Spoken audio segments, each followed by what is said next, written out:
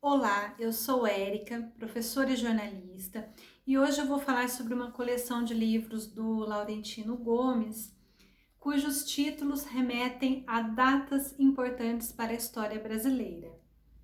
1808, o ano em que a corte portuguesa veio residir no Brasil e assim o país supostamente perde o status de colônia para se tornar a sede do governo português, do grande governo português.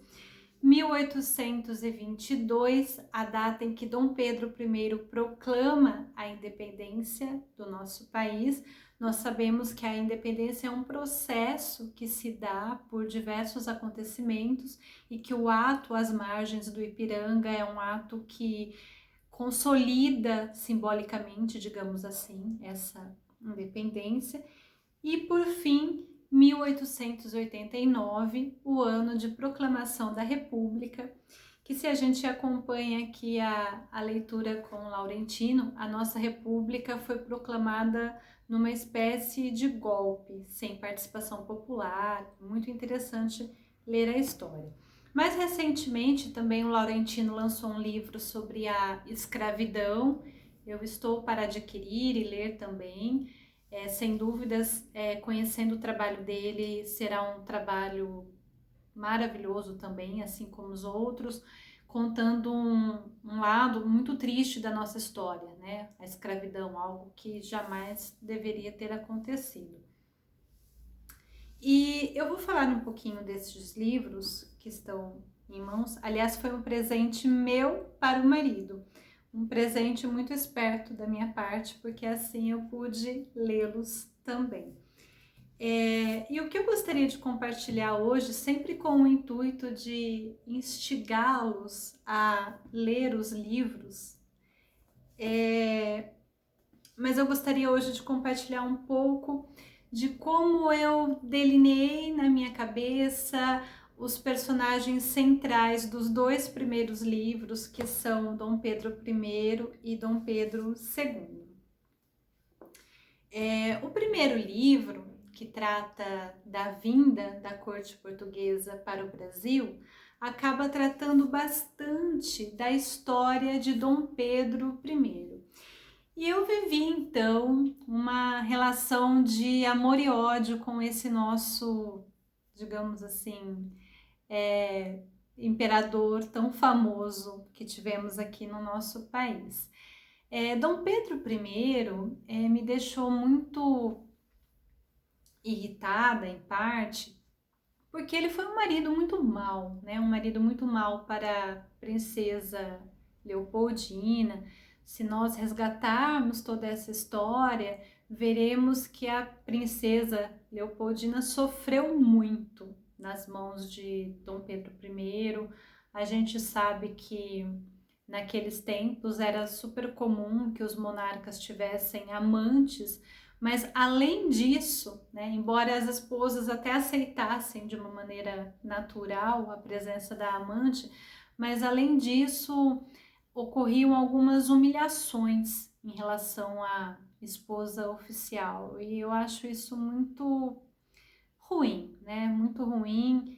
E aos poucos a gente vai percebendo o quanto a história foi contada com uma história de grandes homens e o quanto mulheres sofreram por trás dessas histórias.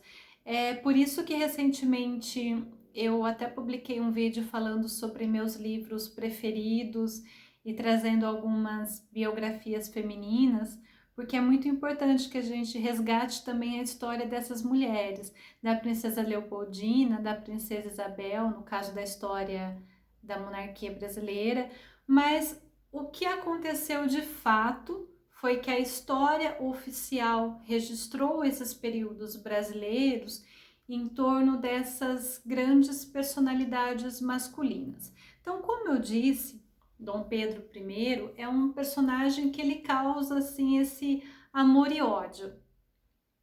Porque se você o odeia pelo que ele pode ter humilhado a princesa Leopoldina, você também o ama quando você percebe a história dele com suas virtudes e fraquezas. Ele foi, sim, um grande homem, um homem corajoso, um herói, um lutador, pelas suas convicções, aquele que literalmente pegou nas armas e foi às margens do Ipiranga e gritou pela nossa independência. Então, ele não deixa de ser tudo isso, embora ele também seja o mau marido. Eu escrevi isso num texto no meu blog já faz algum tempo, assim que eu li os livros e também fiz uma viagem a Portugal. E eu vou deixar o link depois desses textos, nos quais eu me expresso um pouco pela linguagem escrita a respeito desses sentimentos contraditórios que Dom Pedro desperta em nós. Relendo a história dele aqui com Laurentino, nós assim relembramos os detalhes, por exemplo, que ele chegou ao Brasil muito jovem, aos 9 anos de idade. Essa era a idade que Dom Pedro tinha em 1808. Então, embora ele tenha nascido em Portugal, o sentimento dele é muito brasileiro. Ele cresceu no Brasil, ele se acostumou ao clima do Brasil, então ele tem um sentimento muito brasileiro realmente, e se imortalizou por meio do seu grito de independência às margens do Ipiranga na data de 1822, que é a data, título aqui do segundo livro do Laurentino. Morreu muito jovem, aos 35 anos, no Palácio de Queluz, o mesmo palácio em que ele nasceu. E foi quando eu visitei Portugal, tive essa oportunidade no ano de 2013, e eu conheci o Palácio de Queluz, assim como conheci outros locais importantes da história de Portugal que remetem à história brasileira, e foi realmente algo muito forte, até que eu relato um pouquinho nos textos do meu blog, porque não tem jeito, a nossa história ela está ligada à história de Portugal de uma tal forma que é muito forte e é também metafórica para a gente no sentido de poder trazer alguns aprendizados. Por exemplo, ao ler os livros de Laurentino Gomes, fica muito evidente o quanto deveríamos aprender com a lição que a história de Portugal nos deixa. É uma lição muito dura, porque um país foi um grande destaque na era das grandes navegações, mas depois ficou para trás nas eras mais atuais, tecnológicas, e isso nos mostra a necessidade de adaptação, muitas vezes. A história, ela acontece e nós, seres humanos, é que temos que nos adaptar a essa história ou ficamos para trás. É muito duro isso, podemos não concordar, mas o fato de não concordar não vai mudar a realidade histórica e simplesmente evidencia o que aconteceu com Portugal, né? De ter ficado ali para trás depois de um tempo de grande importância histórica na era das grandes navegações. Se Dom Pedro I é o personagem principal aqui no livro 1808, o livro 1822 tem como personagem principal o seu filho, Dom Pedro II. E aí a gente tem outra história absolutamente tocante do nosso primeiro monarca brasileiro, digamos assim, primeiro monarca nascido no Brasil, que é deixado para trás aos 5 anos de idade, quando Dom Pedro I ele é chamado a retornar a Portugal e ele volta com a sua segunda esposa, Amélia, para lutar na Guerra do Porto e reconquistar um território para Portugal, até é um momento em que Portugal se reconcilia com Dom Pedro I, e até no Porto tem várias estátuas de Dom Pedro, ele é o grande herói lá do Porto. E aqui fica para trás o pequeno Dom Pedro II, né, o nosso jovem monarca. E nessa parte aqui da história, me chamou muito a atenção o que Laurentino Gomes descreve como uma das mais tristes trocas de carta da história. Eu vou ler aqui um trechinho de uma primeira carta que Dom Pedro II escreveu ao pai Dom Pedro I. Claro que com a ajuda de seus tutores, claro que existe aqui um certo cuidado, porque sabe-se que essa carta vai vir a se transformar num documento público, mas mesmo assim a gente tem esses sentimentos entre filho e pai vindo à tona. Meu querido pai e meu senhor, a gente tem toda uma questão do respeito aqui também, né? Quando me levantei e não achei a vossa majestade imperial e a mamãe para lhe beijar a mão, a mãe aqui a que ele se refere é a madrasta, a segunda esposa de Dom Pedro, porque a princesa Leopoldina morreu deixando Dom Pedro II ainda bebê, com 1 ano de idade. Não me podia consolar nem posso, meu querido papai. Peço a vossa majestade imperial que nunca se esqueça deste filho, que sempre há de guardar a obediência, respeito e amor ao melhor dos pais, tão cedo perdido para seu filho. E Dom Pedro II certamente alimenta um sentimento de rever a sua família, de rever os seus pais. E isso a gente sabe pela história que não acontece, justamente porque Dom Pedro I vem a falecer muito jovem, poucos anos depois dessa partida para Portugal.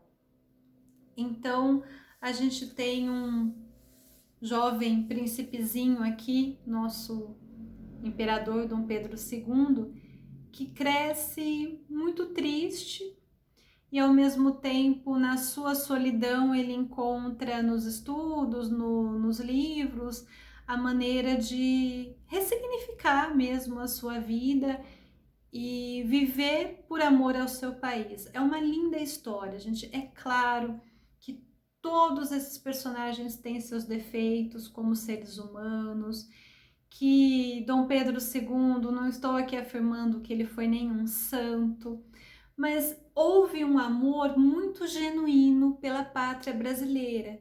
Desde criança ele foi preparado para ser esse monarca brasileiro. Então é uma história assim de um amor muito profundo pelo Brasil.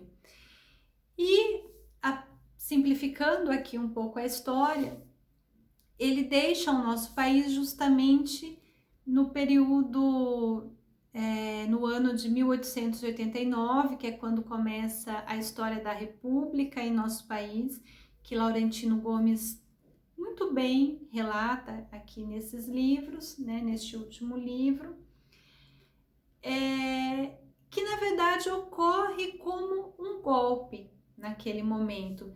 E Dom Pedro II, com toda a sua família, é obrigado a se exilar do Brasil e ele vem a falecer em território francês. E algo que sensibiliza bastante é que é encontrado um travesseiro com terras brasileiras e um bilhete dizendo que se caso ele falecesse fora da sua pátria querida, o Brasil, ele pede para que fosse enterrado com este travesseiro com terras brasileiras.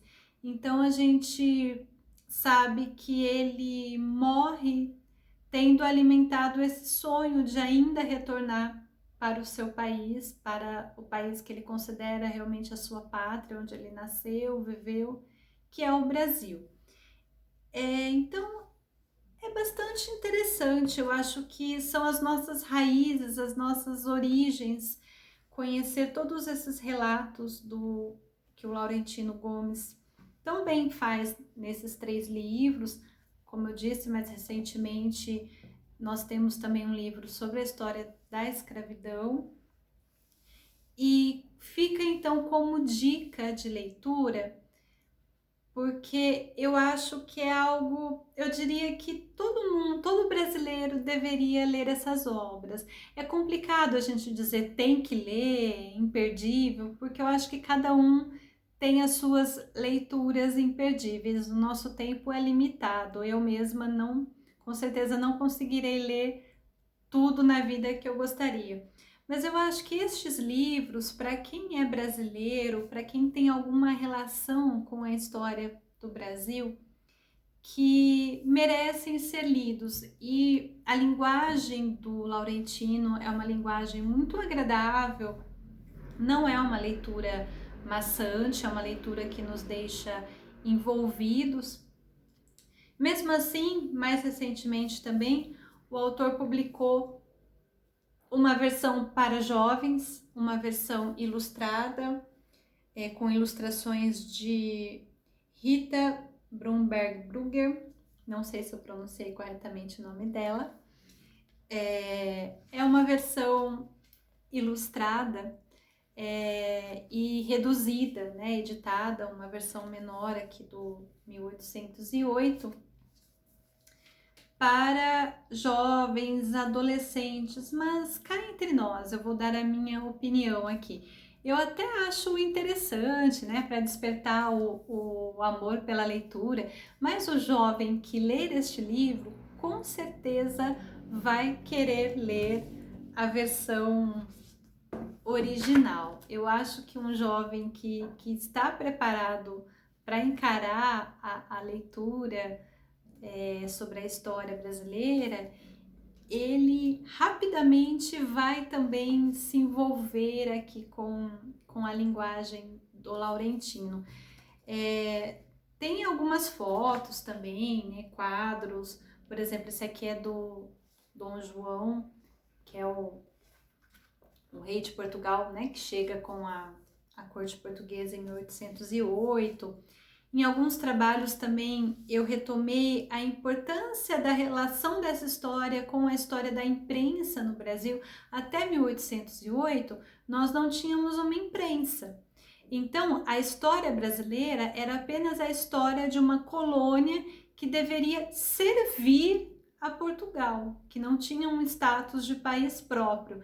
E é com a vinda da corte portuguesa que nós passamos a ter uma imprensa também no Brasil. Então, embora já existisse a impressora de Gutenberg, o Brasil ainda não tinha, porque o Brasil ainda não tinha um status de país. Então, como as coisas são ligadas, né? Como, por exemplo, hoje a gente tem a internet, a gente pode pensar em imprensa livre, em democratização da comunicação, mas se um país vive uma ditadura e proíbe a circulação da comunicação, não adianta ter a tecnologia, a comunicação também não vai funcionar. Então, a história dos países se relacionam muito com a história da comunicação, com a história da imprensa, são temas que também nos interessam. Então, para quem ainda não conhece, fica essa sugestão. 1808,